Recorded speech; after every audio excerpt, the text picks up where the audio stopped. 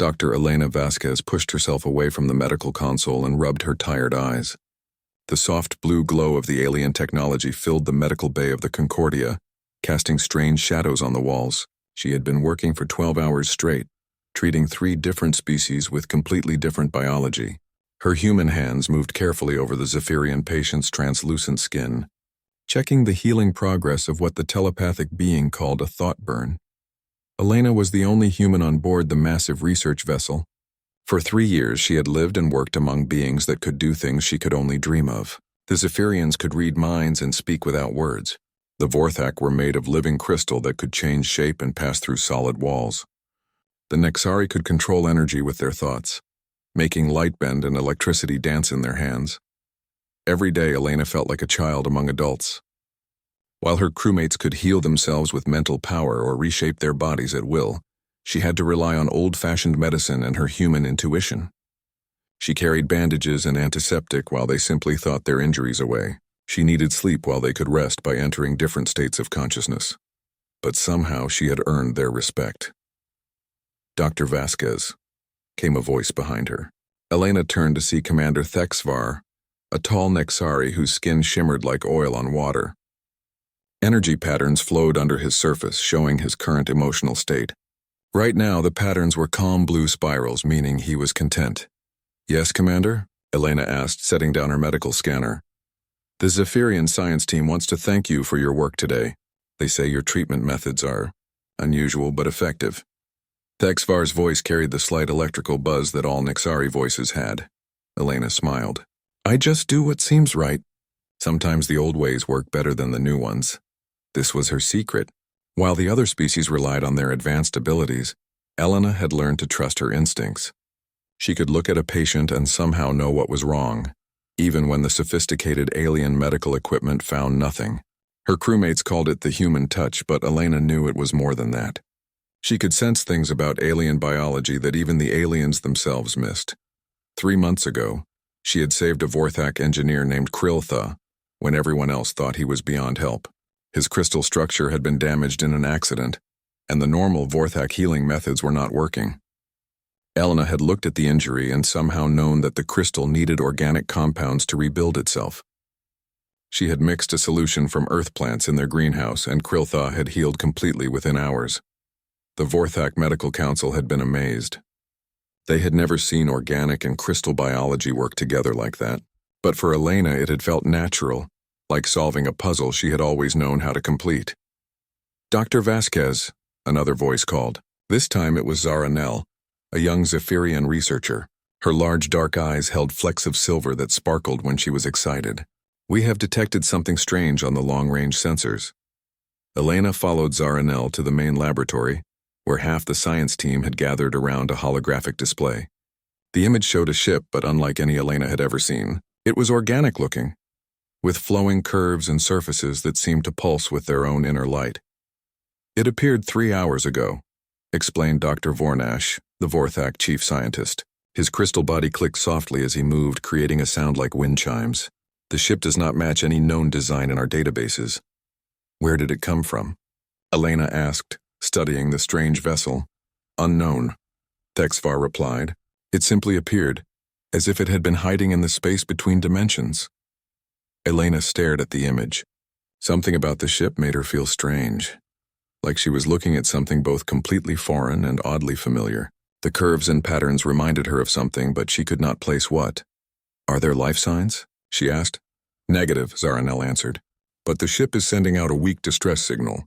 Very old technology." Elena felt a pull toward the mysterious vessel, a feeling she could not explain. It was the same intuition that helped her heal her alien patients, but stronger, much stronger. "We should investigate," she heard herself saying. The alien crew members looked at her with surprise. Elena was usually the cautious one, always thinking about safety and proper procedures. "The ship could be dangerous," Dr. Vornash pointed out. "We know nothing about its origins or purpose." "That is exactly why we need to investigate," Elena replied. "As scientists, isn't it our job to learn about the unknown?" Commander Thexvar's skin patterns shifted to yellow swirls, showing he was thinking carefully. "Dr. Vasquez raises a good point. This could be the discovery of a lifetime." Over the next 2 hours, they prepared for the mission. Elena insisted on being part of the away team, despite the protests from her colleagues. They argued that humans were too fragile for unknown dangers, that she should stay safely aboard the Concordia while they explored. But Elena would not listen. The pull she felt toward the mysterious ship was getting stronger. She had to see it for herself. "I have more experience with unknown biology than anyone else on this ship," she argued. "If there are injured survivors, you will need me." Finally, they agreed. Elena suited up in her environmental gear, checking and double-checking every seal and system. Unlike her alien crewmates, she could not survive in the vacuum of space without protection. As their shuttle approached the derelict vessel, Elena felt her heart racing. The ship was even stranger up close. Its surface seemed to shift and flow like liquid metal, but maintained its shape. Patterns of light moved just under the surface, too complex for human eyes to follow. "Scans show the interior is pressurized," reported Kriltha, who was piloting the shuttle. "Atmosphere is breathable for most species, including humans." They docked with an airlock that seemed to recognize their approach and opened automatically. Elena was the first to step aboard the alien vessel, her medical scanner in one hand and a sample collection kit in the other. The interior was even more amazing than the outside. The walls seemed to be alive, pulsing gently with soft light. The corridors curved in ways that did not make sense, sometimes seeming to fold back on themselves. Elena's scanner was giving readings that should have been impossible. "The ship appears to be grown rather than built," she said into her communicator, "like it is some kind of living organism." "Fascinating," came Dr. Vornash's voice through the comm. "We are detecting energy signatures unlike anything in our records." Elena led the way deeper into the ship, following her instincts more than any logical plan. She felt drawn toward the center of the vessel where her scanner showed the strongest energy readings. They passed through rooms filled with what looked like art, or maybe technology, or maybe both. Sculptures of light floated in midair, showing scenes of strange worlds and stranger creatures. Elena paused at one display that showed beings that looked almost human, but with eyes that held the same inner light as the ship itself. "Dr. Vasquez," Zaranel called. "You need to see this." Elena hurried to where the Zephyrian was standing in front of what appeared to be the ship's main control room. Banks of organic controls lined the walls, all dark and silent. But in the center of the room stood something that made Elena's breath catch in her throat. It was a pedestal, made of the same flowing metal as the ship. On top of it rested a crystal, but not like the Vorthak crystals she knew. This one was clear as water, but filled with swirling patterns of light that seemed to respond to their presence. "It is some kind of data storage device," Dr. Vornash observed, his crystal body humming with excitement. Elena approached the pedestal slowly. The closer she got, the stronger she felt that strange sense of familiarity. The crystal pulsed brighter as she neared it. "Careful, Dr. Vasquez," Thexavar warned through the comm. "Unknown alien technology can be unpredictable," but Elena barely heard him. She reached out toward the crystal, feeling as if she was remembering something she had forgotten long ago. The moment her gloved hand touched the crystal, everything changed. The crystal flared with brilliant white light the moment Elena touched it. The room filled with a sound like singing, but not with voices she recognized. Her fellow crew members cried out in alarm as every piece of equipment on the ship suddenly came to life. Elena jerked her hand back, but it was too late. The ancient vessel had awakened. "What did you do?" Thexvar's voice crackled through the communicator, filled with electrical interference. "I don't know," Elena replied, backing away from the pedestal. But even as she said it, she realized that was not entirely true. Part of her had known exactly what would happen when she touched the crystal. That part of her had wanted this to happen. The walls around them began to glow brighter, and the organic controls started pulsing with new energy. Elena's scanner was going crazy, showing energy readings that were off every scale. "The ship is powering up," Dr. Vornash reported, his crystal body reflecting the increasing light. "Systems that have been dead for thousands of years are coming online." "We need to leave," Kriltha said urgently. "This could be dangerous." But Elena found herself moving deeper into the ship instead of toward the exit. The singing sound was getting louder, and she could almost understand it, like a language she used to know but had forgotten. "Dr. Vasquez, where are you going?" Zaranel called, hurrying to catch up. "There's something else," Elena said, following corridors that seemed to rearrange themselves as she walked. "Something important." The ship was guiding her, she realized. The walls glowed brighter in the direction she should go, and dimmed when she tried to turn the wrong way. It wanted her to find something. They emerged into a vast chamber that had not been there before, or perhaps had been hidden until now. The ceiling stretched up into darkness, and the walls were covered with flowing patterns of light that looked like writing in a language Elena had never seen, but somehow could read. "It's a history," she whispered, staring at the glowing symbols. "The story of a people who traveled among the stars." Her alien companions looked at the walls with confusion, their advanced minds unable to process what Elena was seeing so clearly. "How can you read this?" Zaranel asked. "My telepathic abilities detect nothing but energy patterns." Elena did not answer because she did not know how to explain it. The knowledge was just there, like remembering a childhood song. The walls told the story of a great civilization that had spread across the galaxy millions of years ago. They had been explorers and gardeners, seeding life on countless worlds and nurturing the growth of new species. They called themselves the architects, Elena said, her hand tracing patterns in the air that matched the writing on the walls. They built the foundations for everything that came after. "Dr. Vasquez," Thexvar's voice came through the comm, tense with worry. "We're detecting massive structural instabilities throughout the ship. We need to evacuate immediately." Elena looked around the chamber one more time, trying to memorize everything. But as they started to leave, the ship began to shake violently. The ancient metal groaned under stresses it was never meant to bear. "Run!" Kriltha shouted. They raced through corridors that were now changing randomly, walls flowing like water and floors shifting under their feet. Elena's human legs could not keep up with her alien companions, but Zaranel stayed back to help her. "This way," Elena gasped, pointing down a passage that looked like it led to their shuttle. She could not explain how she knew, but she was certain it was the right direction. They burst through the airlock just as a massive section of the ship's interior collapsed behind them. Kriltha was already firing up the shuttle engines, his crystal hands moving faster than Elena's eyes could follow. "Go, go, go," Thexvar commanded. The shuttle pulled away from the dying ship just as more sections began to fail. Elena pressed against the window, watching the ancient vessel tear itself apart. But even as she mourned the loss of such an incredible discovery, she felt strangely peaceful about it. The ship had served its purpose. What was that about? Dr. Vornash asked once they were safely back aboard the Concordia. "How were you able to navigate through the ship when all our instruments failed?" "I don't know," Elena lied. The truth was too strange to share. She had felt connected to the ship, like it was an old friend she was visiting after many years apart. Over the next few hours, the science team analyzed every piece of data they had collected. The energy signatures were unlike anything in known space. The metal samples defied analysis, seeming to exist in multiple dimensions at once. And the crystal Elena had touched was made of material that should not exist according to their understanding of physics. "We will be famous," Dr. Vornash said excitedly. "This discovery will change everything we know about galactic history."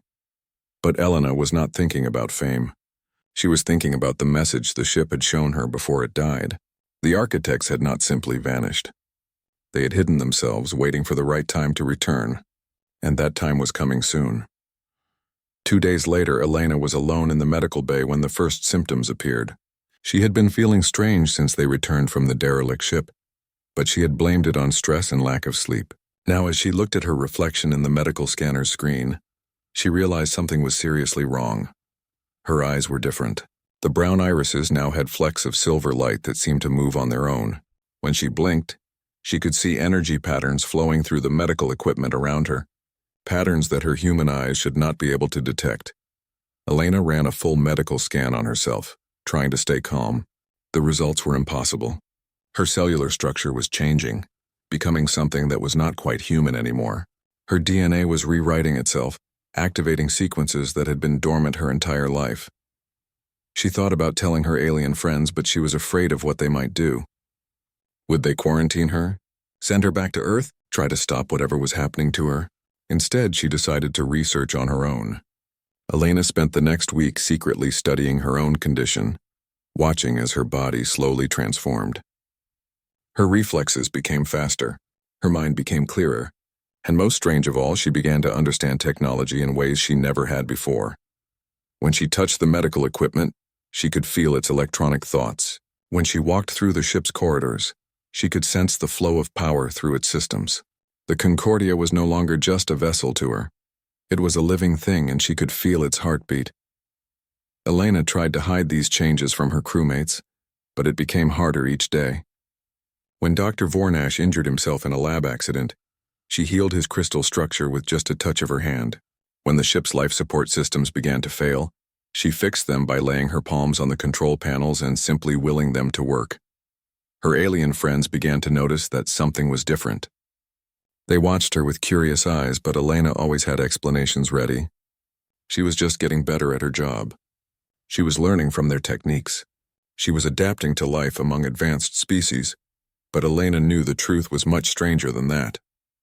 She was becoming something new, something that bridged the gap between human and the mysterious architects. The dormant DNA in her cells was awakening, turning her into what her species had always been meant to become. The real test came when they received a distress call from a mining colony on the edge of explored space. The message was garbled and weak, but Elena could understand it perfectly. Something terrible had been found in the deep mines, something that was killing everyone who came near it. "We have to help them," Elena said at the senior staff meeting. "It's too dangerous," Commander Thexvar replied. "We don't know what we're dealing with." "That's exactly why we need to go," Elena insisted, feeling that familiar pull of intuition. "Whatever they found, it's connected to the ship we discovered. I'm sure of it." She convinced them to set course for the mining colony, though she could not explain how she knew it was the right thing to do. As the Concordia jumped to hyperspace, Elena stood in the observation deck and watched the stars blur past. Something was calling to her from that distant world, something ancient and powerful. And Elena had the terrible feeling that when they arrived, her secret would finally be revealed. The mining colony of Kepler Station was dying when the Concordia arrived. The orbital facility hung in space like a wounded animal, with several sections dark and powerless. Emergency beacons flashed weakly along its hull, sending out automated distress calls that no one had answered for 3 days. "Life signs are minimal," reported Zaranel from the sensor station. "Only 47 survivors out of a crew of 300. Elena felt a chill run down her spine. The silver flecks in her eyes seemed to pulse with their own light as she studied the damaged station. Something down in the asteroid mines had done this, something that made her newly awakened instincts scream with warning. The mining reports mentioned unusual energy readings from the deep shafts, Dr. Vornash said, reviewing the data they had received. The miners found something 3 kilometers down in rock that was supposed to be empty space. "What kind of something?" Commander Thexvar asked. Elena closed her eyes and reached out with senses she was still learning to control. The distress was coming from the asteroid below, a wound in space itself that hurt to even think about. "It's not what they found," she said quietly. "It's what found them." The rescue mission was planned carefully. Elena insisted on joining the away team despite the obvious dangers.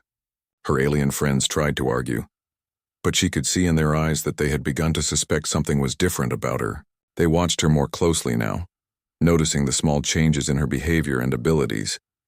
"Dr. Vasquez has proven herself capable in dangerous situations," she argued when they tried to leave her behind. "And if there are survivors, they'll need medical attention." The shuttle ride down to the asteroid was tense. Elena sat quietly, feeling the wrongness getting stronger as they approached the mining complex. Whatever was down there was not meant to exist in normal space. It was something from the spaces between dimensions, something that hurt reality just by being present. The mining facility was a disaster. Corridors were twisted out of shape as if space itself had been bent and folded. Emergency lighting flickered randomly, and their instruments gave readings that made no sense. Elena's scanner showed negative mass in some areas and infinite density in others. "Stay close together," Kriltha warned, his crystal body humming with nervous energy. "These readings suggest severe spatial distortions." They found the first survivors huddled in a sealed storage room. 47 miners and technicians who had managed to get to safety before whatever was in the deep mines could reach them. But even here, 3 kilometers from the source, Elena could see the effects of prolonged exposure to the anomaly. The humans among the survivors had strange marks on their skin, silver lines that looked almost like circuitry. The alien workers showed similar effects but adapted to their different biologies. A Zephyrian engineer had patterns of light flowing under his transparent skin that matched nothing in Elena's medical database.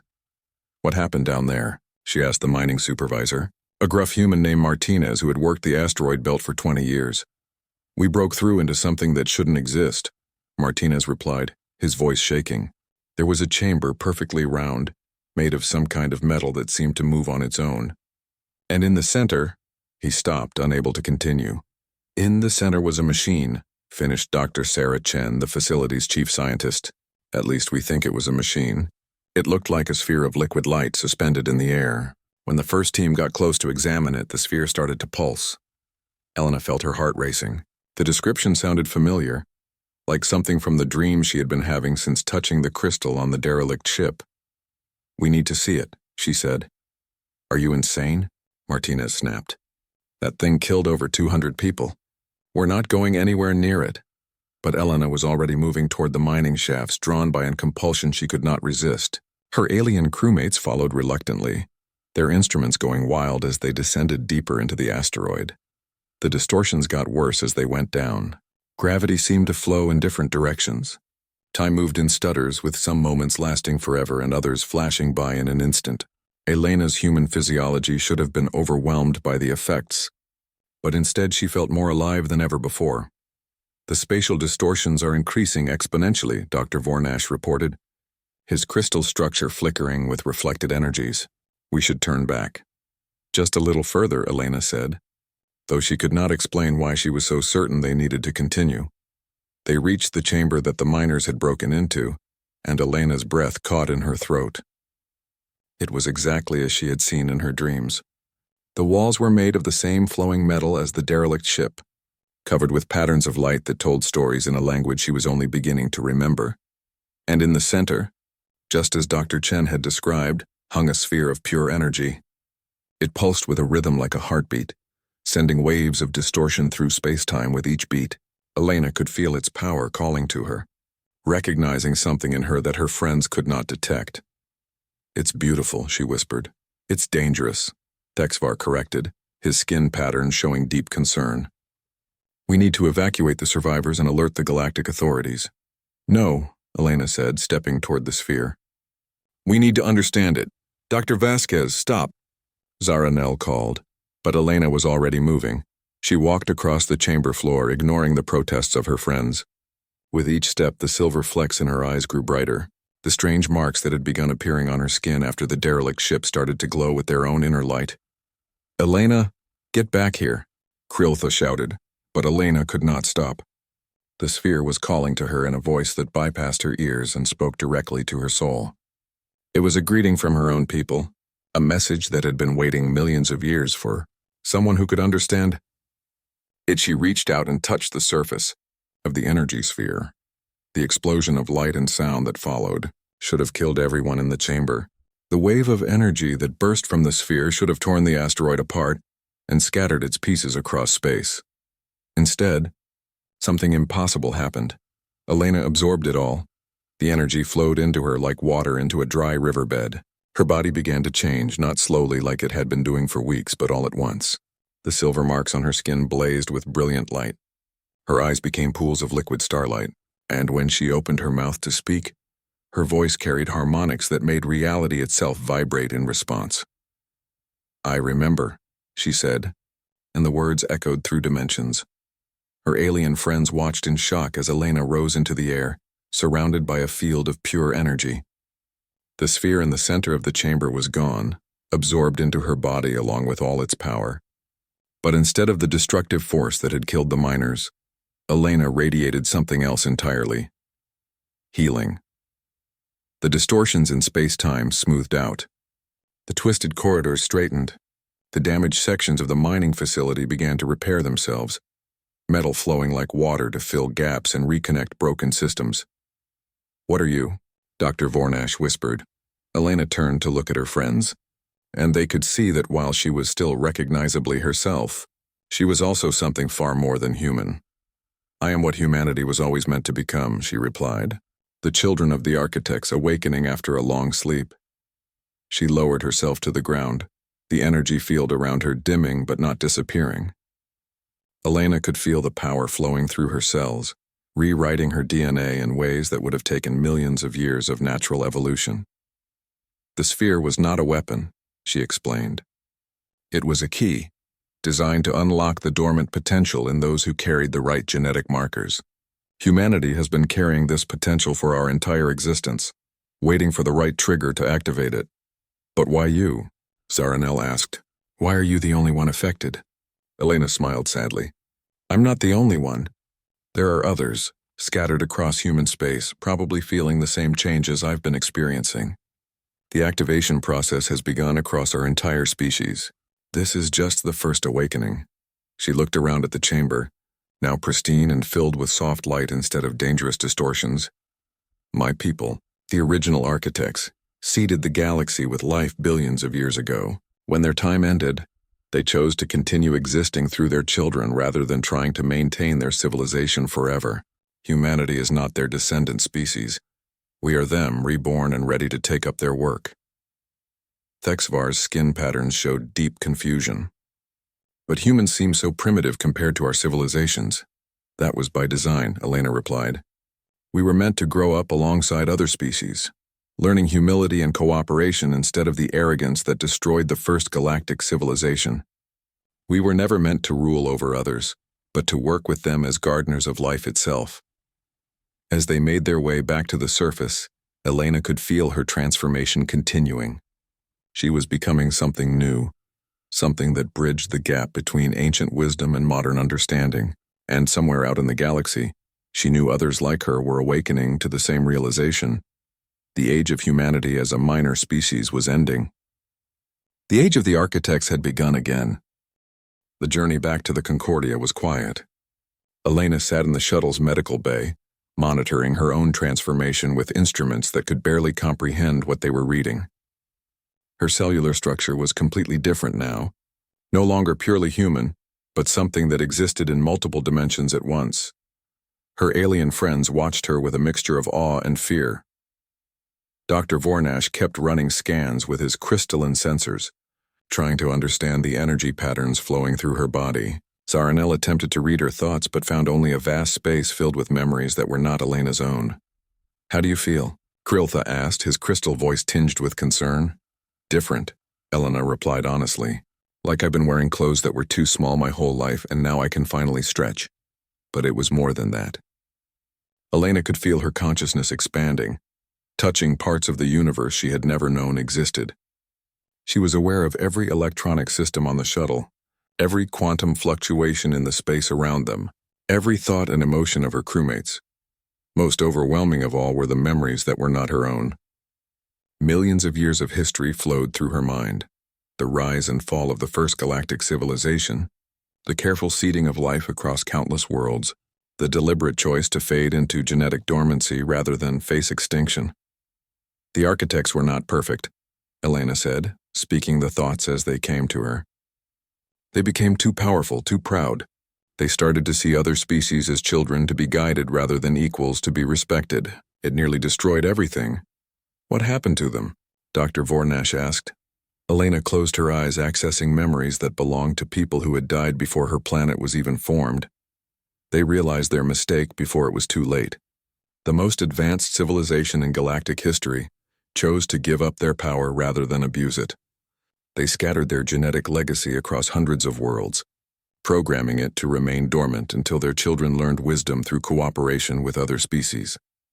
And now you're awakening, Thexvar observed. We're awakening, Elena corrected. This isn't just happening to me. As if to prove her point, the Concordia's communication system came alive with emergency signals from across human space. Reports were flooding in from every human colony and outpost. People exhibiting strange new abilities, unexplained healings, technology responding to human touch in impossible ways. It's happening everywhere, Elena murmured, listening to the reports with senses that could decode meaning from static and interference. The activation is spreading through quantum entanglement, triggering the dormant genes in anyone with the right markers. Commander Thexvar's skin patterns showed deep worry. How many humans carry these markers? Elena reached out with her expanded consciousness, feeling for the familiar resonance of awakening architect genes. What she found shocked even her. All of them, she whispered. Every human alive carries the potential. Some will activate immediately, others will take longer, but eventually every human will become like me. The implications hit the bridge crew like a physical blow. Humanity, the species they had viewed as junior partners in galactic civilization, was about to become the most powerful force in known space. Will you still be human? Zaranel asked quietly. Elena considered the question carefully. She could feel her personality, her memories, her essential self remaining intact even as her capabilities expanded beyond anything she had imagined possible. More human than ever, she replied. The architects didn't replace humanity, they became humanity.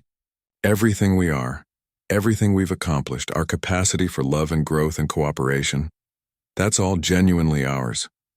The only thing that's changing is our potential to act on those qualities. Over the next few days, the galaxy watched in amazement and fear as humanity transformed. The changes were most dramatic on Earth itself, where the highest concentration of humans triggered cascading awakenings across the entire population. Elena monitored the situation through the ship's communications array, her enhanced abilities allowing her to process data from thousands of sources simultaneously. What she saw filled her with both hope and concern. Some humans were handling their transformation well, using their new abilities to heal the sick and repair damaged ecosystems. Others were struggling with the overwhelming influx of power and knowledge, their minds stretched to breaking points by memories and capabilities they were not prepared for. And a few were using their abilities for selfish purposes, trying to establish dominance over their non-awakened neighbors. We need to help them, Elena told Commander Thexvar. The transition needs guidance or some of my people will repeat the mistakes of the original architects. What can we do? He asked. The Concordia is just one ship. Elena smiled, feeling the vast network of awakening minds across the galaxy. We're not just one ship anymore. She reached out with her consciousness, touching the minds of newly awakened humans across dozens of worlds. Most were confused and frightened by their transformation, desperate for understanding and guidance. Elena began to speak to them all at once, her voice carried through dimensions directly into their thoughts. You are not alone, she told them. You are not monsters or gods. You are human beings who have finally become what your ancestors always intended you to be. The response was overwhelming. Thousands of voices reached back to her, sharing their experiences and fears. Elena found herself at the center of a vast telepathic network that spanned the galaxy, connecting every awakened human to every other. But the network revealed disturbing information.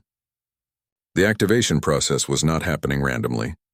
The mysterious energy spheres like the one Elena had absorbed were appearing on worlds throughout the galaxy, each one triggering mass awakenings in local human populations. More troubling, these spheres were not appearing by accident. Something was placing them deliberately, following a pattern that Elena was only beginning to understand. Dr. Vasquez, Dr. Vornash called from his analysis station. We're receiving a signal from deep space. It's using the same energy frequencies we detected from the derelict ship. Elena turned her attention to the incoming transmission, her enhanced senses immediately recognizing the source. The signal was coming from a ship, but not an alien vessel. It was human in design, but far more advanced than anything her species should have been capable of building. There are others, she realized, humans who awakened before the rest of us. The message that came through was brief but clear. Coordinates for a meeting point in an unexplored sector of space, and a single word repeated in a dozen human languages. Come. Elena felt a chill run through her enhanced nervous system. The coordinates pointed to a region of space that should have been empty, but her expanded senses could detect something vast and artificial waiting there. We have to go, she told the crew. It could be a trap, Thexvar warned. It could be, Elena agreed. But if there are other awakened humans out there, I need to know who they are and what they want. The network I've established is still new and fragile.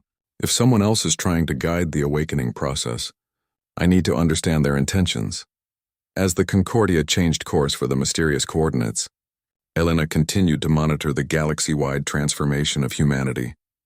The process was accelerating, with new awakenings reported every hour. But she was beginning to detect patterns that worried her. The humans who awakened near the energy spheres were developing different abilities, than those who awakened naturally. They were more powerful but also more aggressive, showing signs of the arrogance that had nearly destroyed the original architect civilization. Elena realized with growing alarm that someone was deliberately trying to recreate the mistakes of the past. The energy spheres were not just triggering awakening, they were corrupting it, pushing newly transformed humans toward dominance and control rather than cooperation and wisdom. "We're not the only ones who remember the architects," she told her alien friends. And not everyone who remembers them learned the right lessons from their history. As the Concordia approached the coordinates, Elena prepared herself for a confrontation that would determine the future of human awakening. Somewhere ahead waited others like her, but she was no longer certain they would be allies. The age of humanity as a minor species was ending, but what would replace it depended on which vision of the architect legacy would triumph. The path of wisdom and cooperation that Elena represented, or the path of power and dominance that seemed to be spreading through the corrupted awakenings. The answer waited in the darkness of unexplored space, and Elena knew that everything the galaxy had become hung in the balance. The coordinates led them to what appeared to be empty space, but Elena's enhanced senses could detect the massive structure hidden there. It was a space station the size of a small moon, cloaked by technology that bent light and energy around it. As the Concordia approached, the cloaking field deactivated, revealing something that took Elena's breath away. The station was built in the flowing, organic style of the architects, but it was clearly new construction. Thousands of human ships surrounded it, from small personal vessels to massive colony ships that could hold entire populations. Energy signatures from the station indicated millions of awakened humans living and working inside. "How is this possible?" Dr. Vornash whispered, his crystal structure flickering with amazement. This station would have taken decades to build. Elena reached out with her consciousness, touching the minds aboard the station. What she found filled her with dread. These humans had awakened much earlier than the rest, and they had used their abilities to build a hidden empire in the depths of space. "They've been planning this for a long time," she said quietly. A communication signal reached the Concordia, and Elena accepted it despite her growing unease. The holographic display showed a man who appeared to be in his 40s, with silver hair and eyes that glowed with the same inner light as Elena's. But there was something cold about his expression, something that reminded her of the worst memories from the original architect civilization. "Dr. Elena Vasquez," the man said, his voice carrying harmonics that hurt to hear. "I am Marcus Chen, leader of the Ascended. Welcome to humanity's true home." "The Ascended?" Elena asked. "Those who awakened first," Marcus replied. "Those who understood what we were meant to become and had the courage to embrace it fully. We have been waiting for the rest of our species to catch up." Elena studied the man's face, seeing the pride and arrogance that had destroyed the first galactic civilization. "How long have you been awake?" 50 years, Marcus said. "A small group of us awakened naturally without the need for external triggers. We have spent that time preparing for this moment, the return of humanity to its rightful place as the dominant force in the galaxy." "That's not what we're meant to be," Elena said firmly. "The architects chose to fade away because they learned that dominance corrupts. We're supposed to be gardeners, not rulers." Marcus laughed, a sound that made reality ripple around him. The architects were weak. They had the power of gods but chose to hide like frightened children. "We will not make their mistake." The conversation was interrupted by alerts from across the galaxy. Elena's network of awakened humans was reporting disturbing developments. The energy spheres that had been appearing on human worlds were not just triggering awakenings. They were somehow connected to Marcus's station, drawing power from newly transformed humans and sending it to the Ascended. "You're stealing their power," Elena realized with horror. "We're focusing it," Marcus corrected. "Untrained humans cannot handle the full awakening process safely. We absorb the excess energy and use it to transform this galaxy into what it should have been millions of years ago." Elena felt sick. The Ascended were repeating the exact same mistakes that had nearly destroyed everything before. They saw other species as inferior beings to be managed and controlled, rather than equals to be respected and protected. "I won't let you do this," she said. "You cannot stop us," Marcus replied. "We have the power of millions of awakened humans flowing through our station. What can one person do against that?" Elena smiled.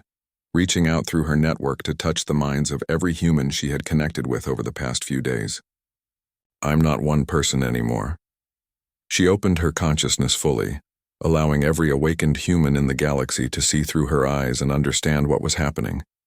The response was immediate and overwhelming. Across hundreds of worlds, newly awakened humans rejected the false promises of dominance and chose the path of cooperation instead. The energy flows that had been feeding Marcus's station reversed direction. Instead of drawing power from awakened humans across the galaxy, the station suddenly found itself cut off from its source of strength. Impossible, Marcus snarled. You cannot turn them against their own nature. This is their nature, Elena replied. Humans have always been at their best when working together, not when trying to dominate others. That's why the architects chose us as their inheritors. The battle that followed was not fought with weapons or ships, but with consciousness itself. Marcus and his Ascended tried to reassert control over the awakening humans, pushing waves of compulsion and false memories through space. Elena and her network pushed back, offering truth and choice instead of commands and control. Elena's alien friends watched in amazement as the conflict played out on levels they could barely perceive. Energy fields clashed across dimensions, while competing visions of humanity's future battled for supremacy. Is there anything we can do to help? Thexvar asked. Elena looked at her friends, Zaranel with her telepathic sensitivity, Dr. Vornash with his crystalline wisdom, Kriltha with his technological insights, and Thexvar with his energy manipulation abilities. These beings had accepted her as an equal when she was just an ordinary human doctor. They had trusted her judgment and supported her choices even when they did not understand them. Yes, she said, remind me who I am. The Ascended were powerful, but they had spent 50 years in isolation, cut off from the very qualities that made humanity special. Elena had spent 3 years learning from other species, growing in wisdom and humility through cooperation and friendship. When Marcus tried to overwhelm her with raw power, Elena absorbed it and redirected it toward healing the damage his energy spheres had caused across the galaxy. When he attempted to control her thoughts, she opened her mind to her alien friends, their different perspectives helping her resist his influence. You are making a mistake, Marcus said, his voice growing desperate as his control continued to slip away. Without strong leadership, the awakened humans will fragment into chaos. Other species will try to suppress us out of fear. No, Elena replied, feeling the support of millions of minds across the galaxy. They'll work with us just like my friends have worked with me. Not because we force them to, but because we've proven we can be trusted. The final moment of the battle came when Elena offered Marcus and his followers a choice. They could continue trying to dominate others and face the united opposition of every awakened human in the galaxy, or they could join the network and learn to use their abilities for cooperation instead of control. Most of the Ascended chose to surrender, their isolation-born arrogance melting away as they experienced true connection for the first time in decades. A few, led by Marcus himself, chose exile instead, fleeing into the deep spaces between galaxies rather than accept a future based on equality. As the immediate crisis passed, Elena turned her attention to the longer-term challenge of guiding humanity's transformation. The awakening process would continue for years, as more humans developed their abilities and learned to use them responsibly. What happens now? Dr. Vornash asked. Elena looked out at the stars, feeling the vast network of human consciousness that now spanned the galaxy.